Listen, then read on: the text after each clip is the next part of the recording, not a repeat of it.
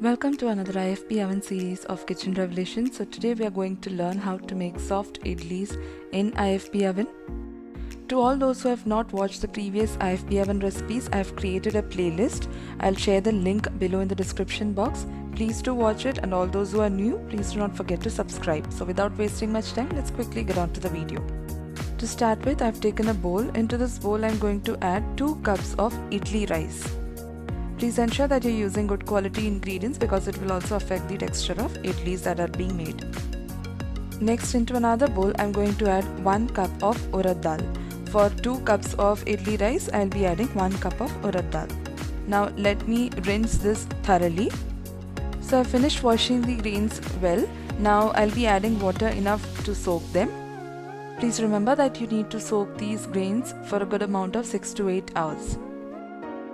Next, I'll be adding 1 teaspoon of methi seeds or fenugreek seeds. This will give a good fluffy and porous texture to the idlis.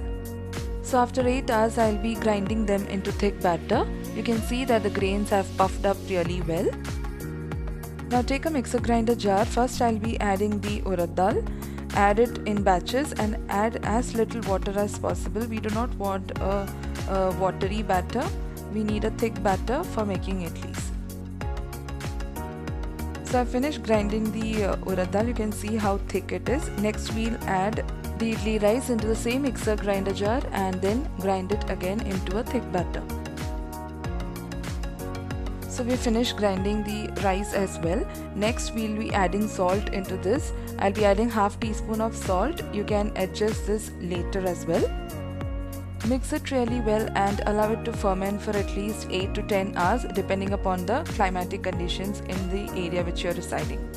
Before fermenting, close it with a lid partially so that the wild yeast or the bacteria in the air aids the fermentation process.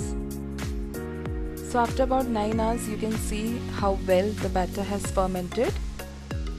Gently mix the batter and then we'll pour them into the molds. If you're new to this channel, please don't forget to subscribe and click on the bell button for regular updates. Click on the all option so that you get updates as and when I post. So here for steaming the idlis, I've taken the pan or the vessel that I've received along with the IFB oven which was there in the kit. Into this, I'll be pouring a little bit of water. Next, I'll be taking the idli steamer plates which I had received along with the kit. Apply some oil inside. Gently mix and pour the batter into all the slots.